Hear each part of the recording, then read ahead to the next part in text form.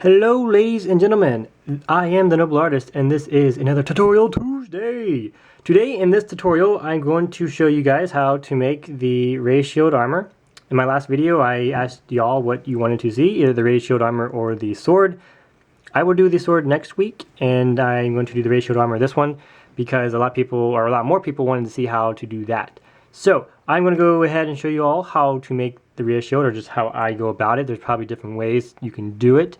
And of course, it's almost endless with the shapes you can cut out for this. So I just want to start off by saying, with a lot of people's designs and techniques that they come up with, if you do use these, I would appreciate it if you would, I guess, just mention where you got the techniques from, because you guys put a lot of work and time and effort in researching and making your customs and trying to do the best you can, and you wouldn't like it very much if somebody used your design or your technique and didn't mention you in it and took all the credit. And I don't do this for the credit, I do it because I enjoy it. But I have been seeing a lot of videos of people making and using my techniques and saying that it's their stuff or they came out with it. And I don't mind if you don't mention me, but just don't say that it's yours, because it's not. And so just be considerate.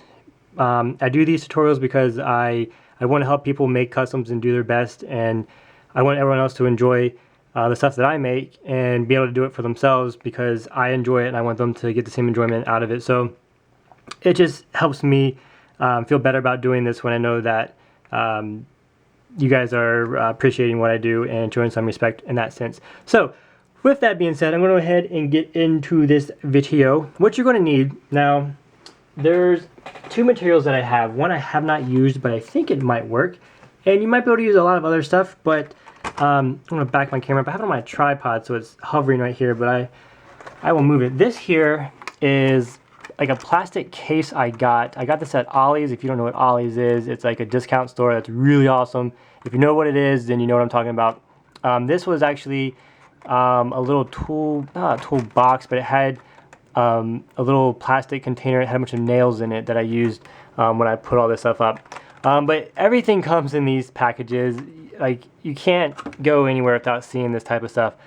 But it's really thin plastic. It's super, super thin, very easy to cut. And this is it, guys. This is pretty much, here's my face in the reflection. Ooh, I haven't shown you guys my face in a long time, have I? Nobody knows what I look like. It's a mystery. But yeah, I get this stuff basically when I bought something, and obviously this is going to last a long time. I cut a little sliver out there so I can use it for this demonstration, but this is going to last you forever. But this is what you're going to use, and you can cut this out in any shape you want. I do have this material. I don't really know exactly what it is. Okay, so my chair just decided to deflate. You can hear it, and obviously I'm holding my camera and this is my hand, so that wasn't me. So now I'm sitting like 2 feet shorter. The video must go on. But this stuff is like a plasticky, I don't know what it is. I don't know how to describe this stuff. It's like a baggy kind of material. I don't really know what it is, but it is see-through and it's easy to cut. So you pretty much need to find anything see-through. I mean, you could probably even use like a Ziploc bag. Adjust my seat. Okay. So what you're going to do is you're going to get your material, and I already have a piece cut out. Now, for those who don't know what ray shield armor is, and you're new to my channel, new to my videos, this is a shadow trooper that I made just recently. This is I believe the second figure that I made, or the third, actually, ray shield armor trooper that I made. I did a heavy gunner that had really awesome shoulder pads, and then I made a Senate guard that had yellow ray shield armor. So if you haven't seen those, go check them out. They're pretty recent videos that I have, and they had different shapes and different colors, but for this tutorial, the piece that I cut out, where are my tweezer beads? Okay, so the piece that I cut out to make is going to be one of these shoulder pads. Now it might be a little bit bigger, a little bit smaller, but just for the video it doesn't really matter, but it's going to be one of these shoulder pads right here. And as you can see, you can cut it out for the knee pads. I have shoulder pads. I have this piece on the top of the helmet right here. And you can pretty much make any armor you want out of it. I cut it out and put it underneath the neck. And then that I actually just colored that in. But yeah, you can use it for a lot of different things. This is a really cool figure. It's actually, I just relisted it on eBay along with my Stormtrooper and my last Bomb Squad Trooper. I only have one of these left. So if you want those, I'll put a link in the description. But this here is going to be the armor that we're going to be making. And the ratioed armor in the Star Wars universe, for those who don't know, a lot of you probably do, it was mainly on ships and vehicles and really big stuff, and it's not really meant to be on figures or actual individual characters.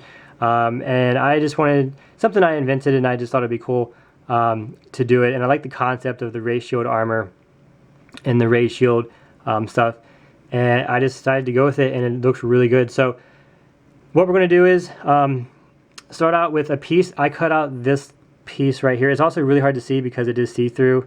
I'll try to get it so you can see the glare on it right there on my finger. This is the piece that I cut. It's like a rectangle shape, and then I just cut the corners off. I just sliced that the diagonal. I use scissors. You can use other things. The smaller the piece, obviously the harder it will be to cut. But just so you can see, I'll move this guy out of the way. If you can see my scissors, like you can cut into it pretty easily, and then you can cut different shapes and whatnot out of it. So it works pretty well with that. So once you get your piece, now because it's not metal and it is plastic, it wants to hold its shape. So when you bend it, it's going to bend right back, and you can't really get it the angles you want it. And if you can see in this how I have it wrapped over the shoulder, how it has that bend in it. And if you can see very carefully those lines, there are lines, those lighter colors all throughout the armor, which one, it looks really cool, but it's also a function that you need to do in order to bend it. So it kind of serves two purposes. So once you get your piece, if you are bending it, now you don't have to bend it because certain stuff like that is flat, a little bit flatter. And then chest pieces, it's up to you if you want to bend it or not. But if you do, you want to bend it over the shoulder or the helmet. I have a pair of duckbill pliers. They're just a pair of flat pliers. You can get these anywhere. And then you're going to grab the front piece, like so. Try and get the glare so you can see what I'm holding. If you can see that, great. If you can't, I apologize. It's hard to see it, I know. Okay, you might be able to see it better on a black. There we go. Okay, so, and then you're just going to crimp down, so just push it down, and then you just put a little line in it, and then grab it a little bit more, bend, a little bit more, keep going, make sure you're holding it straight, and then you're just going to keep bending. And what you do when you put these bends, and you can actually turn it to the other side, when you're putting these bends in it, you're making it not weaker, but you're making it more malleable. It's easier to move.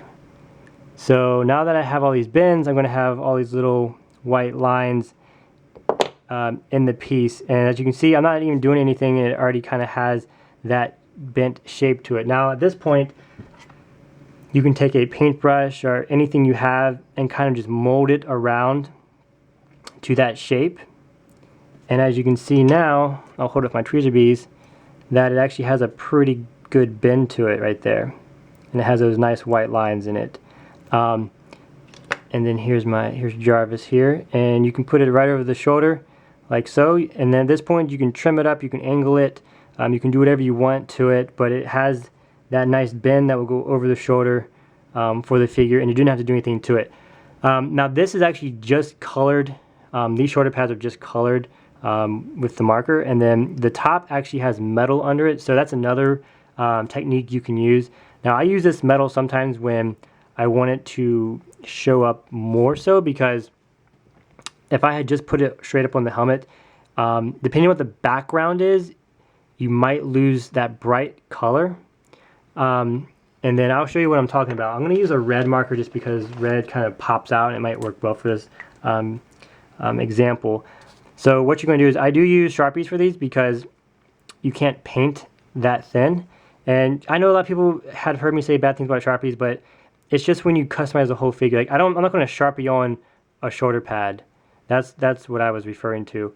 But it is a great tool for stuff like this. Okay, so we're going to color this in just a little bit. I'll do like half of it so you can see the difference. So you're going to color half of that. Don't color your finger like I just did. And then you're going to do the back, because you want it to be dark. You want it to be like a solid red. You want it to be like complete. So it has that red color to it. And then if I try to put it on top of the head, you know, it's going to be kind of darker. You can see that how dark it is underneath it. And that will still look good, but it's darker, and we want it to kind of pop out, like this one, how it's really bright. So putting the metal underneath it is going to fix that problem, because when you paint it, or you put marker on red, or when you put a marker on metal, it's really bright. I'm not sure how bright you can see that, but so if you do this, you would paint the metal, or you would color the metal the color you want with your Sharpie, and then that's going to dry super fast. And then a good thing is with the metal is it also can bend, so you can bend that over your paintbrush or whatnot to get the desired shape you want. And then you can just glue it to your piece. And then now you have the metal underneath it, so you won't have the background of the top of the helmet underneath it. If that makes any sense. It's basically putting that underneath so you don't see the darkness of that shining through, because this is see-through, and it's just a way to make it more, you want it to be bright because it is ratioed armor, so it's going to have that kind of electrical theme to, or look to it, and you don't want it to be a dull color. If you want it dull, go for it. I mean, I've never really made one like that, so it might not look bad. It's just my preference. In some cases it may look better if it wasn't so bright, because depending on your figure, maybe the ratioed armor is old and doesn't have a lot of juice left in it, or it's just like dirty because it's been a lot of combat. So you can make it that if you want. But yeah, that is how you do the shoulder pad. Now that technique can be applied to any shape, because this, you can cut out a big slab of it, you can bend it. If I cut a bigger piece out, I can still crimp the corners and crimp the edges. I believe if these knee pads, I crimped it right in the middle so it would bend just a little bit. I don't know if if it'll show up, because I don't actually think there is a crease. So some smaller pieces you might be able to bend just over a paintbrush. Bigger pieces would be easier to bend. I take that back. The bigger pieces would be easier to bend, just because there's more to it. And then the smaller pieces, you'll need to crimp them to get the shape you want. So I hope that was, I said in a way you can understand how to make it. But that's how you make the ratioed armor. Cut out whatever shapes you want. Do whatever you like for your customs. I had one that had really big shoulder pads, which were really awesome from a heavy gunner. And then you can just, the sky's the limit with that. So now that you know how to make ratioed armor, and you can also use different Sharpies. I have a whole bag full of Sharpies. One thing I realized too is that the yellow Sharpie, when it came in contact with glue, it kind of gave it a weird, it changed the color to pink. So I think some Sharpies might not work as well, but there's orange, so you can use it for a lot of other things. That and this material is the same material that I use to make my Viro blades. So if you've ever seen one of my weapons that has like a Viro blade on it, or my customs, I actually have one right here. I can show you. This guy has a spear. It's lost a little bit of its color because it's several years old, but it's the same material.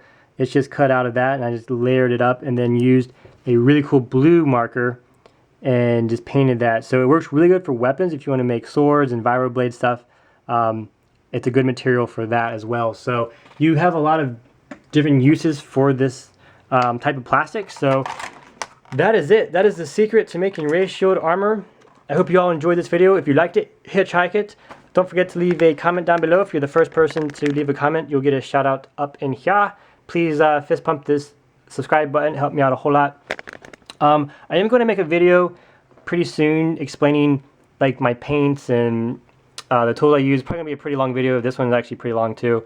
But it's going to be a longer video explaining a lot of stuff, trying to answer a lot of the main questions that I get, so people can just watch the video and get it all, instead of trying to ask individual questions, because it's kind of hard to reply to everybody and it's a lot of the same questions over and over. So I'm going to do a video just to kind of get all that out of the way. And then I am still working on my You Pick I paint. This is coming together pretty well. I just had to prime the fabric with gray Testors paint. Someone asked, what's the best paint for beginners? Apple Barrel is good. It's cheap and it's water-based, so you can wash it off. So if you make a mistake on your figure, you can wash it off and it's fine. Testors are really easy to paint with as well. They're just more permanent, so those are good. Apple Barrel is a good starter paint because you can make mistakes and clean them up. These are more permanent, so you kind of have to know what you're doing the first time around so you don't mess up. So that's just a little advice. So thank you so much for watching this video. God bless. I hope you all have a wonderful day.